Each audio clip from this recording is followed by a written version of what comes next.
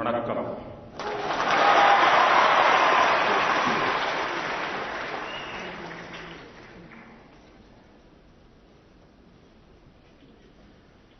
श्री अरुण शौरी जी, श्रीमान जो रामस्वामी जी, श्री अरविंद दातार जी, अरविंद जी हमारे गुजरात के दामाद हैं,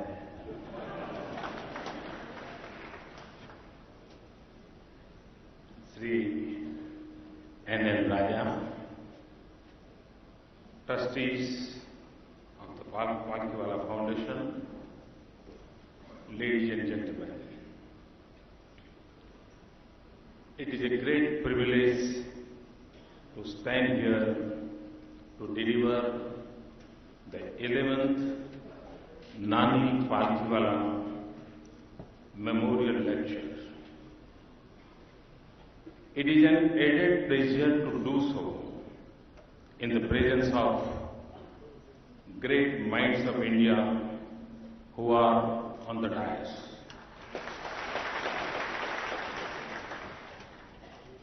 Thanks the trustees for inviting me for this task.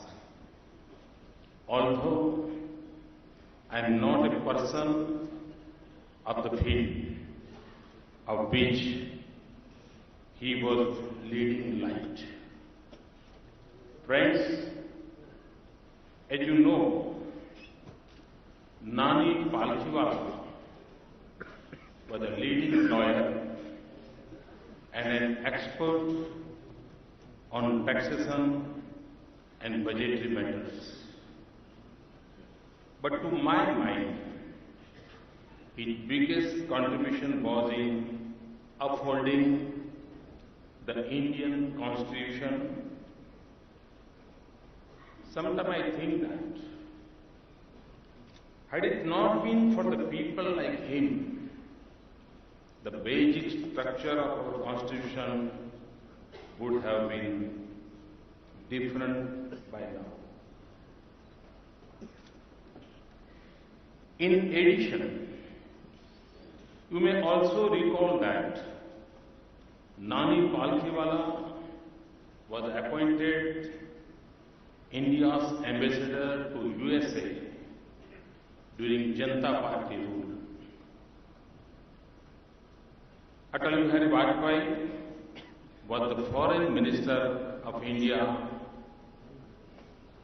In that little period of about 2 years, Nani Palkhiwala was able to generate special respect for India in the United States.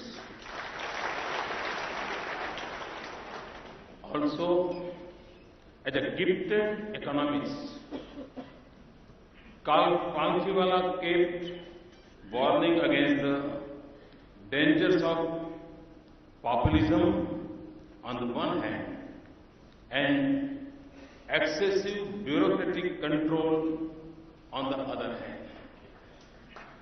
Whatever he did it with distinction.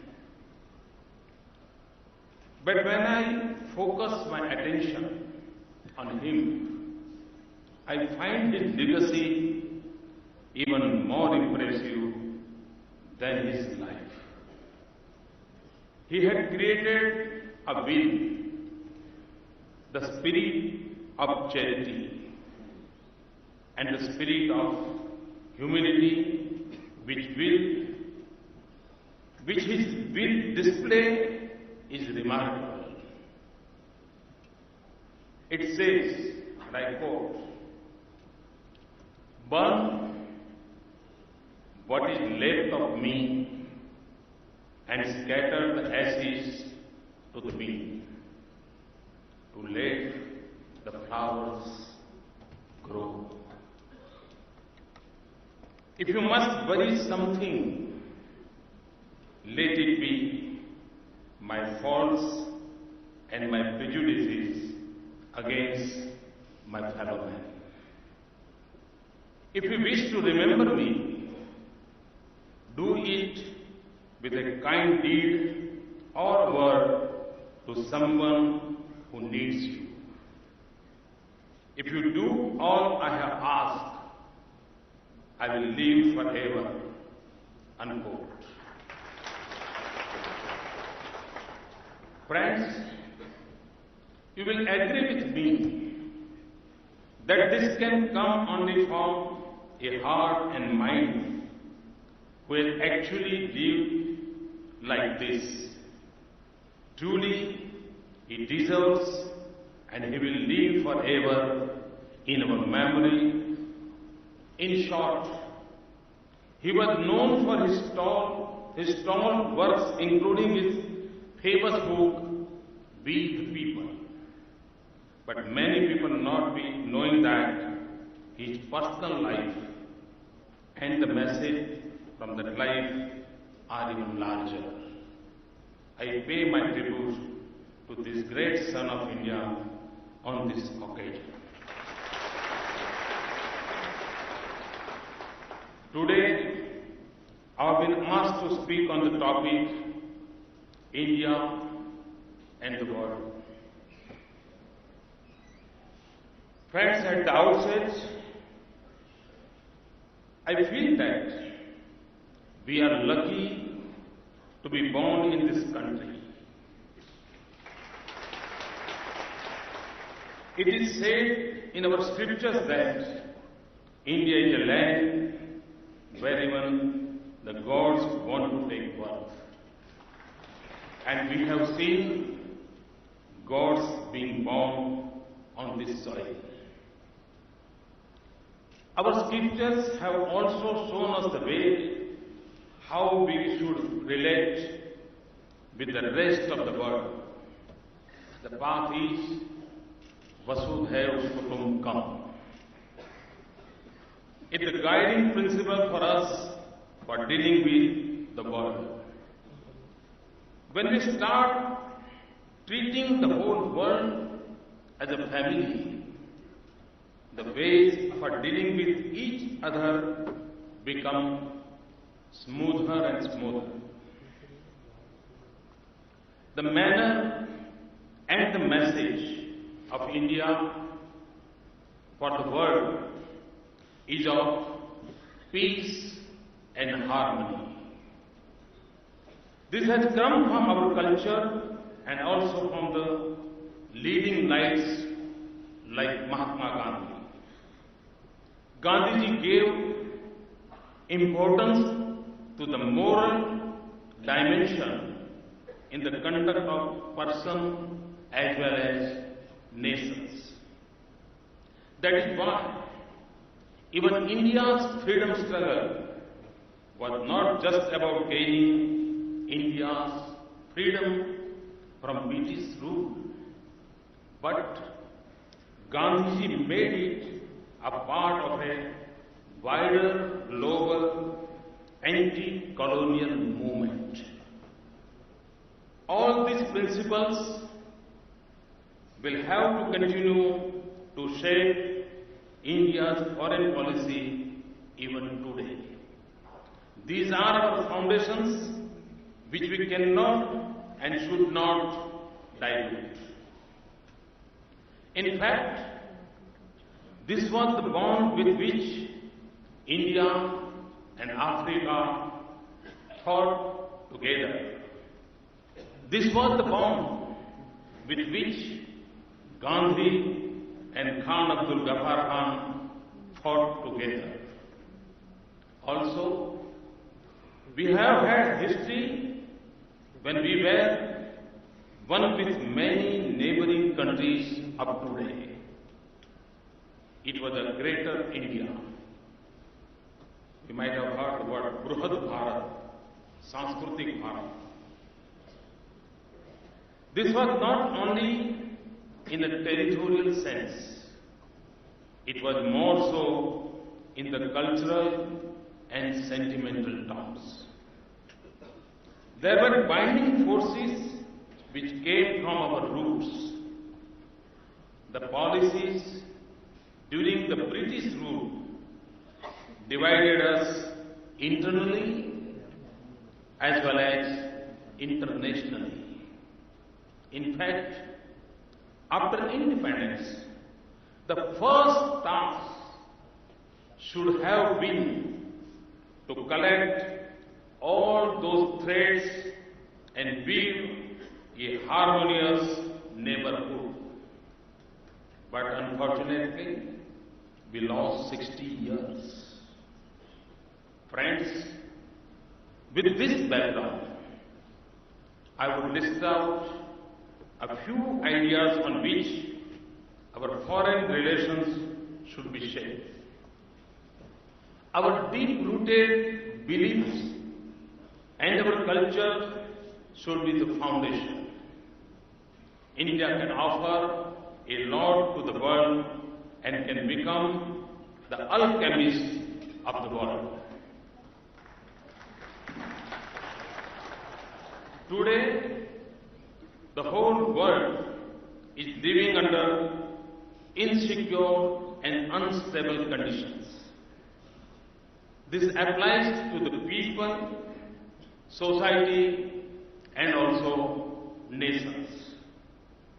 This instability basically arises from relationships. It arises from the lack of our capacity to understand and accept the viewpoint of the other. Here also, our culture and the practices teach us restraint and balance.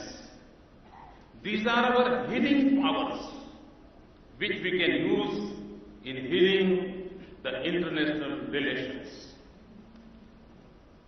Normally we used to talk about the soft power. And today, one more dimension I want to add, and that is our healing power. And that is our cultural strong base. Our geography, our location, and our neighborhood always remain important parameters. Neighbors do have some common thread which binds them. For example, for many Asian and East Asian countries, Buddha is a common thread with us. We should strengthen this bond. In addition, the neighbors must be useful and helpful to each other. Many neighbors look upon India as a big brother because of its size and resources. But their status casts upon us a lot of responsibility. We have failed to play that personalized role properly. We have also failed to play professional role with other neighbors where there were challenges. The book of Arun Shourie, which is released today, brings out that failure very beautifully. The book explains how Chinese perceive India and how India is making a mockery of itself with its limited, timid approach. Self-deception is a right title of the book, and the cover page itself clearly reflects India's policy towards China. That Arunji was talking to me that he met Dalai Lama, and when he saw this picture, and he laughed and he said, "Yes, this is the policy of India." How allow China to dominate India across international policy? Thus, we remain insensitive where we needed to be sensitive. And we remain weak where we needed to be strong. The same policy is unfortunately continuing even today. Friends, the other pillar of our foreign policy should be our strategic and security interests. I think for the first time, it was Sri Atal Bihari Vajpayee who showed us the way in this regard. He pursued both Shakti and Shanti. He conducted nuclear tests and declared the nation as a nuclear weapon power.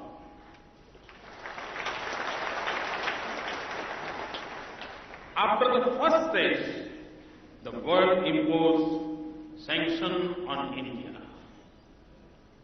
मतलब जब ये 13 मई को nuclear test हुआ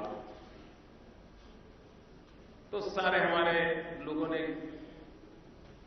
यही कहा, ये तो साइंटिस्टों की करामत है, वैज्ञानिकों ने किया है, उसमें अटल जी को क्रेडिट नहीं जाती और सारे दुनिया ने सैंक्शन लगाए। कोई भी देश इतने सारे इकोनॉमिकल सैंक्शन के बाद डर जाता। 11th को फर्स्ट न्यूक्लियर टेस्ट के बाद कोई देश हिम्मत नहीं करता, लेकिन ये अटल बिहारी वाजपेयी की पॉलिटिकल विल थी कि दुनिया के सैंक्शन के बाद on 13th again nuclear test किया गया।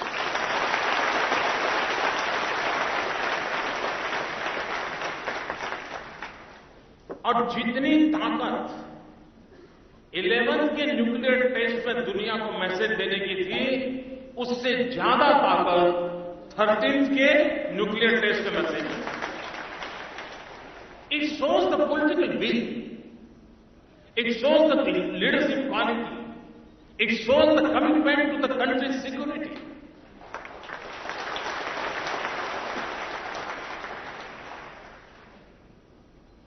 Atal ji did not bother about these sanctions. He did the second test within 2 days. In spite of the sanctions, and the Indian economy or the currency did not suffer.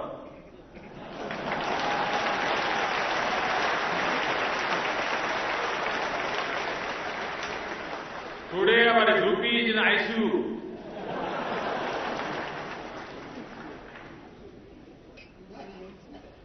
I do not know why Tamil people sent this person to Delhi.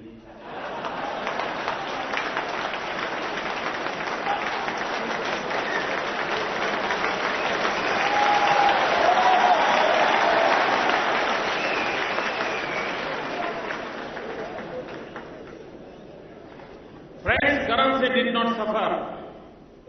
Inflation was under control. During Atalji's regime, price rise was not an issue at all.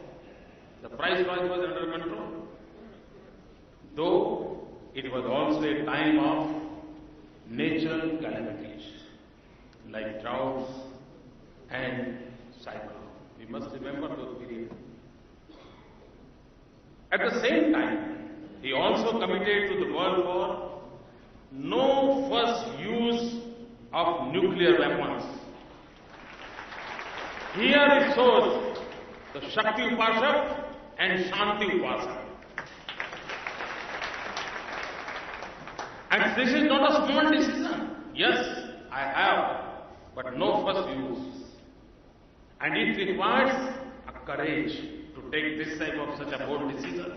And he did it. He was able to immediately convince the countries like Japan. We know Japan is very, very sensitive as far as nuclear weapons are concerned. But it was Atalji who could convince even Japan. That shows political will.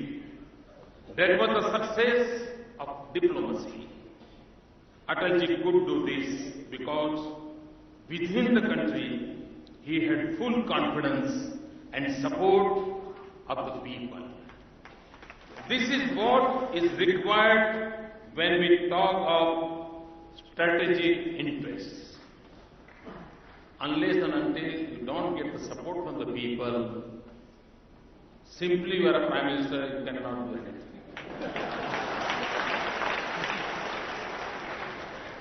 And when you can't find a support even from the party, and we are the sufferers.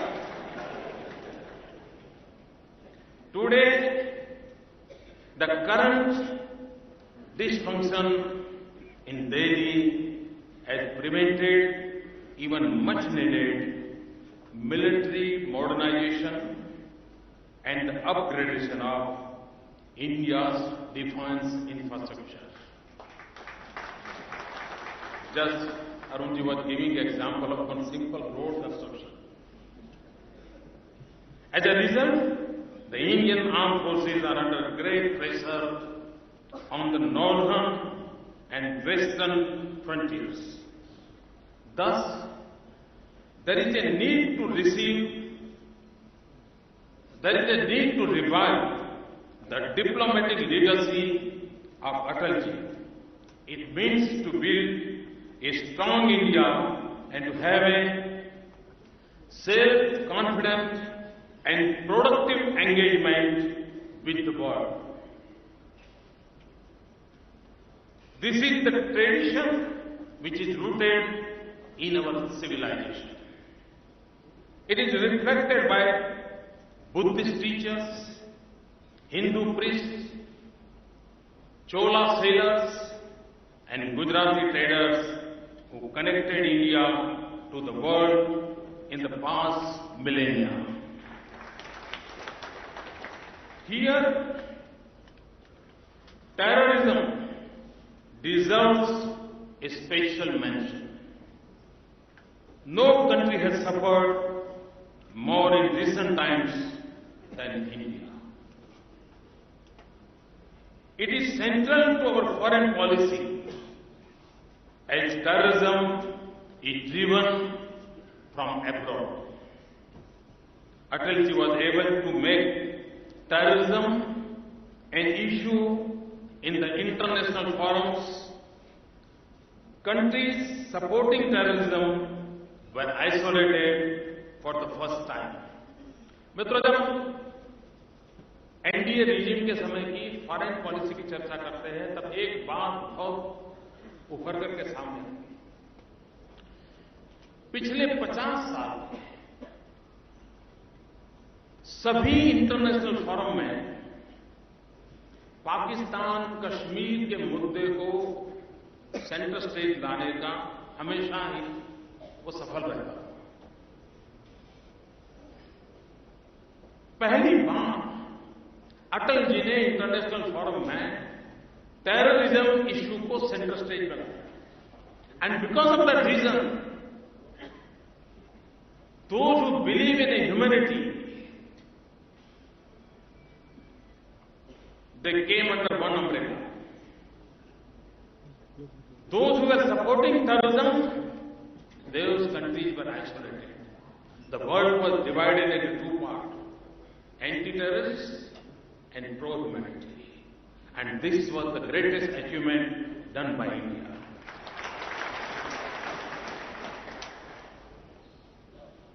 However, in the recent past, our response has been weak. Our approach should be more serious and robust. We need to unite the world against terrorism. Also, the modern warfare is going to be in the form of proxy wars. This includes cyber attacks.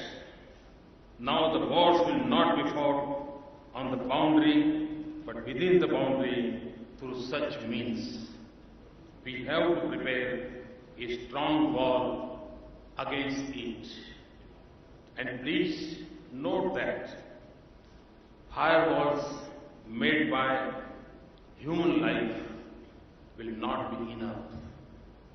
it does not matter for those people. Firewalls made by human minds are also not enough. Their minds are morally and more faster. What we need is the walls made up of human hearts against such crimes and attacks. And this is where India's strength lies. With its trust in humanity and talent in IT, India has the capacity to save the world. Friends, business and commerce is going to be very, very important. Now, the foreign policies are being shaped by commercial interests. Commercial dealing of individuals and companies are forcing the political leadership of countries to adopt particular foreign policies. I believe a strong economy is the driver of an effective foreign policy. So, we will have to be strong in economic terms and commercial sense. We have to put our own house in order so that the world gets attracted to us. Our foreign trade should be favorable with more exports. Moreover, our products should be demonstrate quality. I believe a strong economy is the very foundation of an effective foreign policy and successful national security strategy. In the present era, global warming is a big challenge. The countries with good solar radiation can form a club like G8, G20 and OPEC and give solar energy movement a faster pace. We have to offer what we can offer to the world. This will give us the bargaining power at some point of time. मित्रों, एक बार G8 की summit थी, प्रधानमंत्री जी G8 summit में जाने वाले थे, तो I wrote a letter to him. और मैंने कहा, साहब ये सभी समिट में हम जा रहे हैं, हम भी तो कोई समिट बनाएं, एक क्लब हमारा भी क्यों ना हो. और मैंने कहा जहां मैक्सिमम सोलर रेडिएशन है उन कंट्रीज को एक क्लब बनाना चाहिए और इंडिया ने उसको लीड करना चाहिए. और मैंने उनको नाम दिया था सन मूवमेंट, SUN. I requested. और मैंने कहा कि वो एक कॉर्पस फंड बनाए और सोलर सेक्टर में नए रिसर्च करें, हम चीप सोलर एनर्जी की तरफ जाएं, और अगर उसमें सक्सेस हुए तो आज पेट्रोलियम बढ़ के दबाव में हम जी रहे हैं. इंपोर्ट के पीछे हमारा इतना धन जा रहा है, हम खुद एक ताकत बनकर के उभर सकते हैं.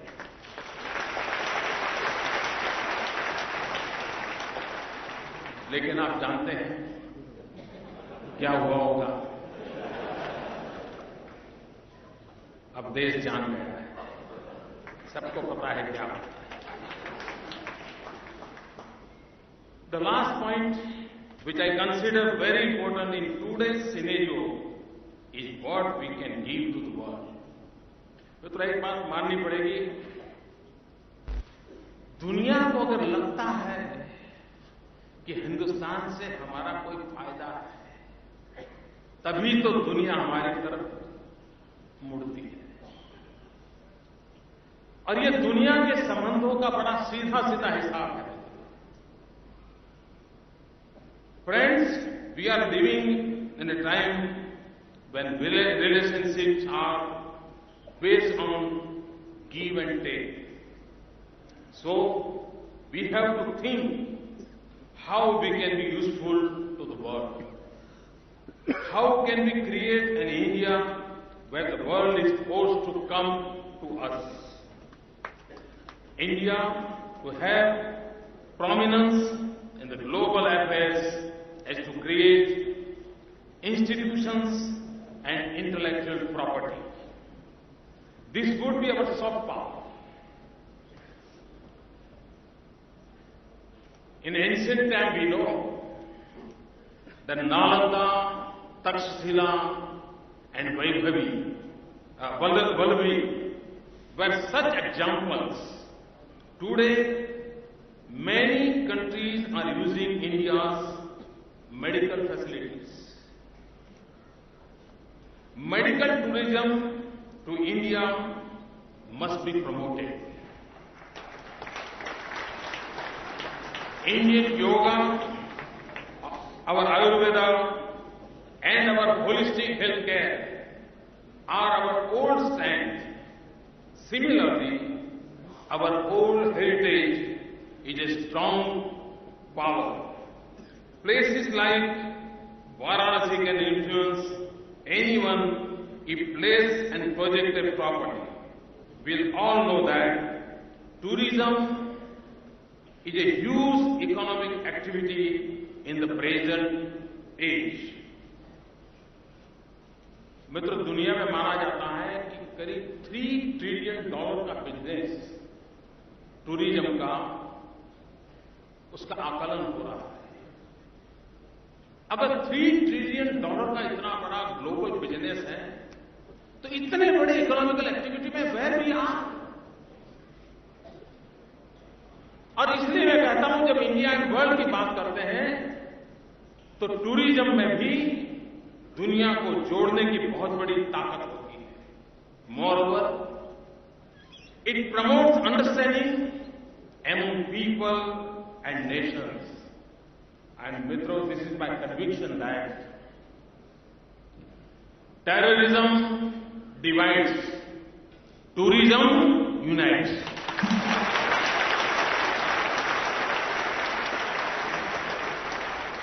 Terrorism divides, but tourism unites. So we must promote the tourism. And as far as investment is concerned, with the minimum investment, you can get maximum job in the tourism sector. It's the most economical activity. In addition to our old heritage, even our present strength can be used strongly to increase our influence. With our youth power, we can service the whole world. Our IT professionals are known world over. Our sports can create networks for international dealings. Our doctors, teachers, and nurses are another force. They are all carriers of our soft power. We should engage them in a meaningful manner. Friends, we are a large country with almost 1/6 of the global population. The question which comes to my mind, how can we be in such a pitiable condition? You have to make efforts for that.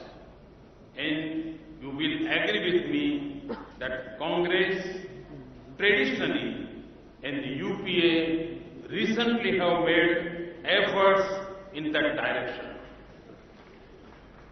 When we are attacked, only statements are made. Our soldiers are beheaded. Only press notes are considered enough. मतलब कभी भी किसी को भी आश्चर्य होता है। China घुस जाए, हम देखते हैं, हम देखेंगे। पाकिस्तान हमारे जवानों के सर काट लें, अब आगे होगा तो देखेंगे। फिर गोली मार करके मार दें, तो फिर चुप हो जाते हैं। मित्रों, देश के किसी भी व्यक्ति को ये भरोसा नहीं हो रहा है कि आखिरकार ये देश किसके भरोसे चलेगा। There is a tension among the people of this country. इतना ही नहीं, there are so many issues with neighbors. You see, like the arrest of our fishermen. I don't understand. Such a huge country cannot solve the problem of the fishermen.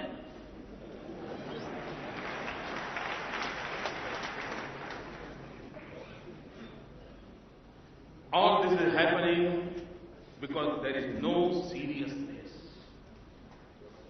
Our foreign minister, that's what a shame. Our foreign minister reads the speech of another country.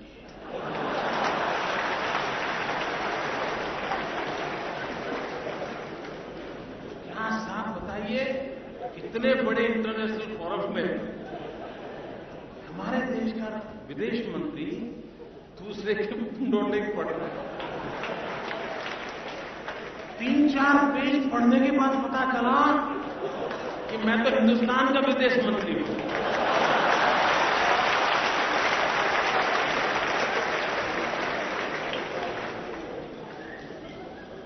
मित्रों, यानी किसको क्या कहें। Recently, the foreign minister visited China in a time of Chinese aggression.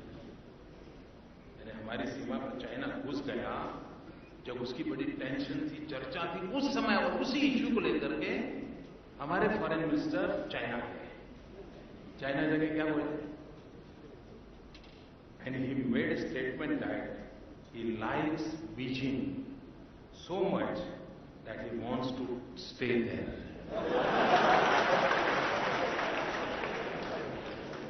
ये हिंदुस्तान के foreign minister के पराक्रम है।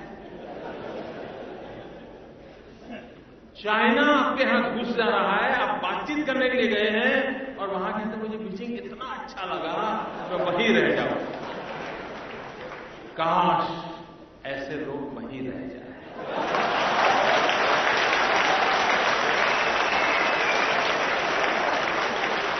इस देश को कोई जरूरत नहीं। क्या मेरे देश का विदेश मंत्री बीजिंग की आरती उतारेगा क्या?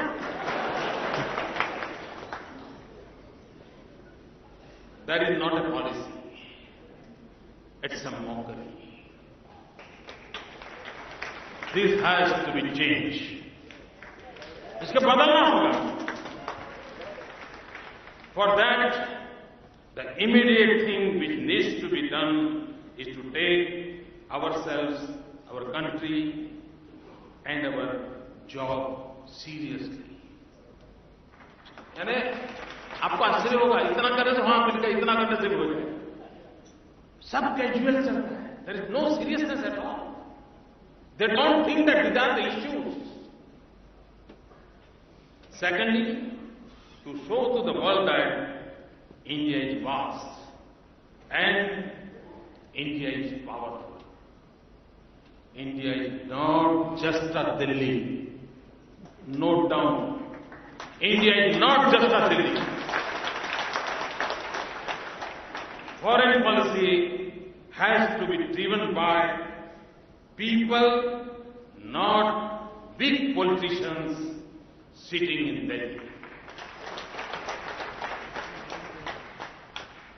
A time has come when the cultural and economic strengths of different states have to be leveraged for building up our global position. It was because of local initiatives that our predecessors developed relations with foreign countries. States have to be encouraged in partnering with foreign countries. In Gujarat, we have partnership with Japan and Canada for our vibrant Gujarat event and other economic activities. Similarly, it could be on cultural and language basis like Goa and Portugal, Pondicherry and France. मित्रों, मैं एक विषय ऐसा आपके सामने छेड़ रहा हूं इतना बड़ा देश है, हमारे विश्व के साथ संबंधों का संबंध क्या सिर्फ एक्सटर्नल अफेयर्स मिनिस्ट्री से होगा क्या? Is it possible? Is there any role of the states? Nowadays, we see that our states, by and large, they mainly functionary body, but we don't have any responsibility in our global relations. I have a swift suggestion. अब जैसे मान लीजिए हम सोचिए कि हमारे करीब 30 राज्य हैं, एक राज्य को एक देश दिया जाए कि भाई तुम उसको संभालो, वो संभाल सकता है नहीं संभाल सकता? अगर तमिलनाडु को कहा जाए to take care of one country in the world, can they take care of now? 30 vote तो आपके पक्के हो गए। ग्लोबली 30 कंट्रीज के साथ आपका घनिष्ठ रिलेशन इन स्टेट के कारण बन सकता है, और फिर उस स्टेट के अंदर जिस देश के साथ उसको जोड़ा हो उसके लैंग्वेज क्लासेस चले, 500,000 टीचर्स उस लैंग्वेज को जानने वाले तैयार हो, तो हमारे 30 राज्यों में 30 देशों की लैंग्वेज जानने वाले अगर 500 टीचर्स तैयार होते हैं, तो आप कल्पना कीजिए दुनिया में कितनी बड़ी ताकत है। बहुत ही, और ये कोई कठिन काम नहीं है, कठिन काम नहीं है। सवाल है vision, strategy and will to implement. आप कर सकते हैं।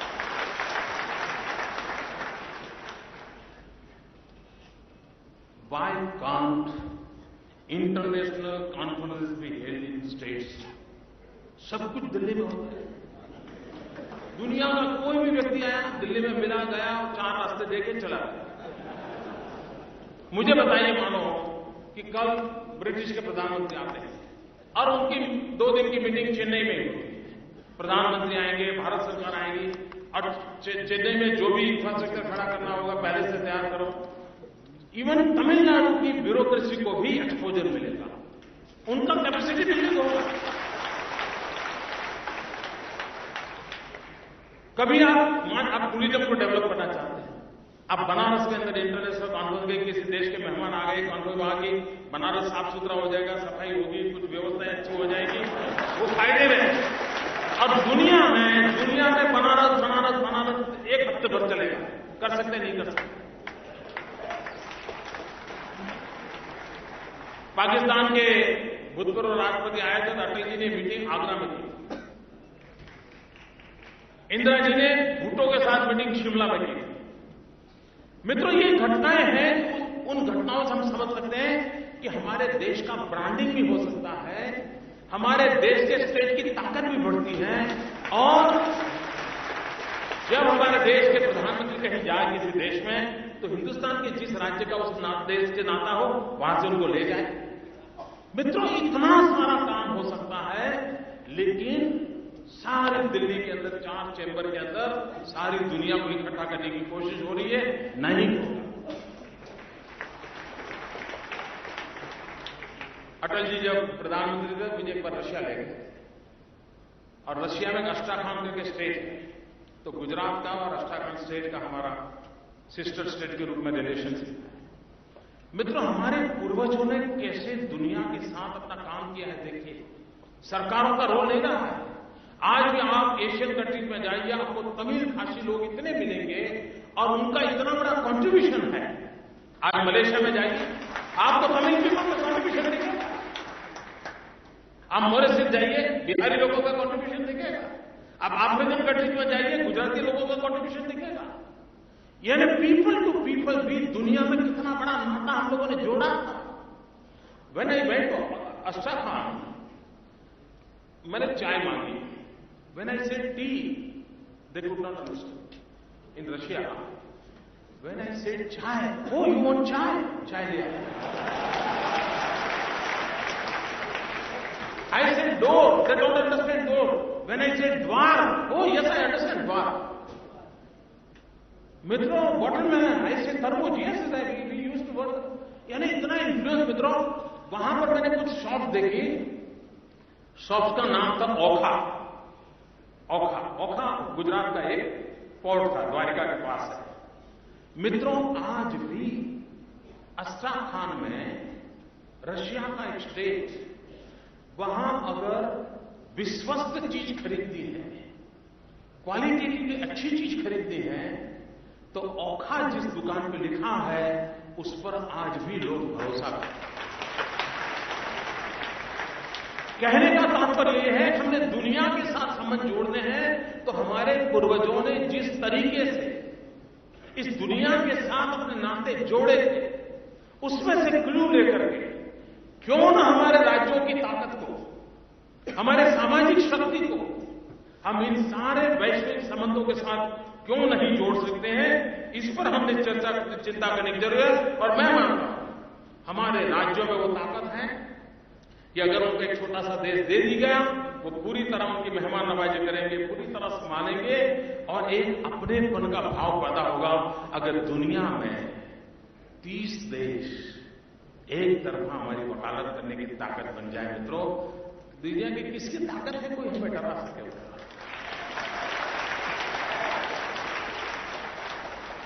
Similarly, our people are then in almost all countries.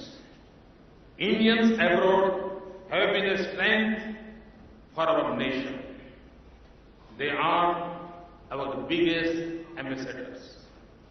We have to make use of them in this area more actively.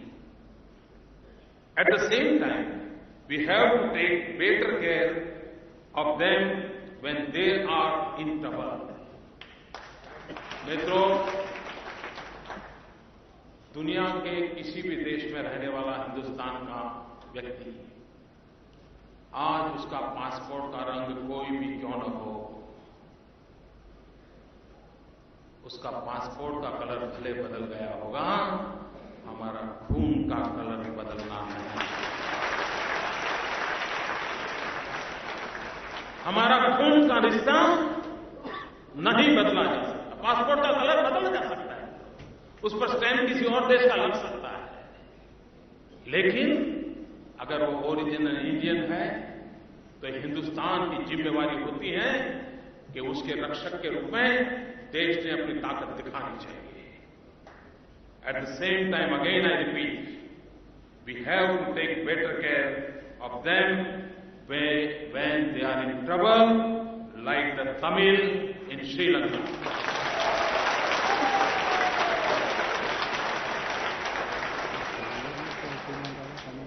Friends, I am an optimist. We have the strength of our character of not harming anyone. The magnetic power of India lies in its culture and traditions. Also, we are the biggest democracy, which is the flavor for the world today. Our human and natural resources are enough to influence the world if used properly. With these strengths, I am sure India has to play and will play a major role in the world affairs. The present century is going to be the century of Asia. In that sense, with our brotherly policy, we would be able to contribute towards that. Also, with our traditional strength and modern initiatives, we will also be able to provide solutions to many global issues. And when I say, by and large, the whole globe has accepted that the next century is Asia's century. It is accepted. But it is our responsibility that next century must be India's century.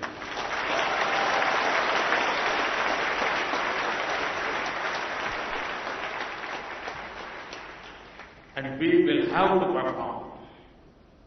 Friends, let us together work for a bold India and a better world,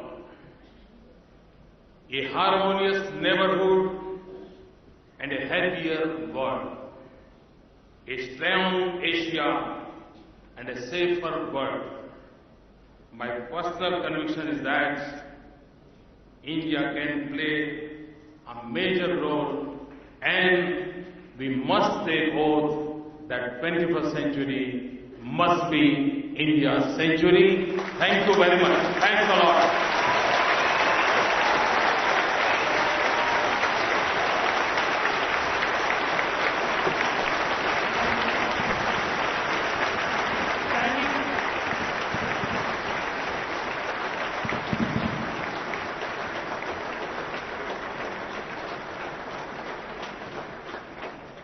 Thank you, sir. May we now request Mr. N.L. Raja, trustee of the Palkiwala Foundation, to deliver the vote of thanks. Friends, it's my happy task to present the vote of thanks. The vote of thanks is that part of the function when the audience becomes increasingly restless and impatient. However, since Aditi Devo Bhava, meaning the guest with God, is the very cornerstone of our culture, I request you to bear with me for a few minutes while I thank the guests and all those who have made this function possible today. On behalf of the Palkiwala Foundation, I express my heartfelt gratitude to Sri Modi ji for being with us today. In ancient times, Greece had Demosthenes and Rome had Cicero. It is said that when Cicero spoke, the audience said, "What a great speech." But when Demosthenes spoke, they said, "Let us rise and march." You can never listen to a speech by Sri Modi ji and sit back and merely say, "What a great speech." Because each of these speeches impels the audience to rise and march. And today, we have a perfect example of his oratory skills. He has delivered today not merely a great speech, but a historical one. We are thankful to you, sir, for your cooperation in making this function possible. आपनो हमारी तरफ से अंतःकरण पूर्वक आभार. It is said that a human being is his own greatest deceiver, since what he wishes to be true, he generally believes to be true. Not only the book released today, Self-Deception, India's China Policies, by Sri Arun Shourie, but many of his earlier books are designed to hold us by our shoulders and shake us out of our sense of self-complacency and self-deceit and make us take a hard look at facts. You understand the full meaning of the phrase, "The devil is in the detail," when you read his books, and his latest book is one more in the long line of his glorious works. We thank you, sir, for your presence today and participation at this function, and we do hope to see you more often at Chennai. Ancient India had wise commentators like Kautilya, and in modern times we have Sri Joe Ramasamy. His wit, ready repartees, thought-provoking analysis of current political affairs, his unchallenged and unchallengeable sense of patriotism make him truly a unique legend. The question and answer section of the reputed magazine Tughlaq, I may assert, is the first section that any reader of Tughlaq reads. I'll give you a sample to highlight why this is so. After Sri Sadasivam passed away, Bharat Ratna M.S. Subbulakshmi became almost a recluse and would hardly even step out of her house. It was at this time that the government of India presented her with a free train pass to travel all over the country. Sri Cho's comment was invited on this gesture of the central government.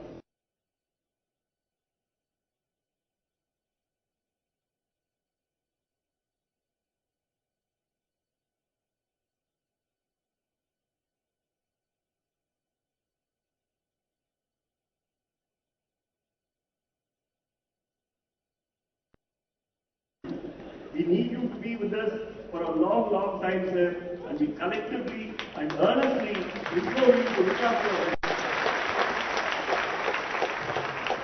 I cannot thank sufficiently the government of Tamil Nadu and its Chief Minister, Dr. Selvi Jayalalitha, for all the support extended to the people. The officers representing various sections of the police force have provided the necessary security for the people. It's been a great challenge and they have done a commendable job. I will be failing in my duty if I do not thank Mrs. Nirmala Prasad, Principal, MOP Vice Principal.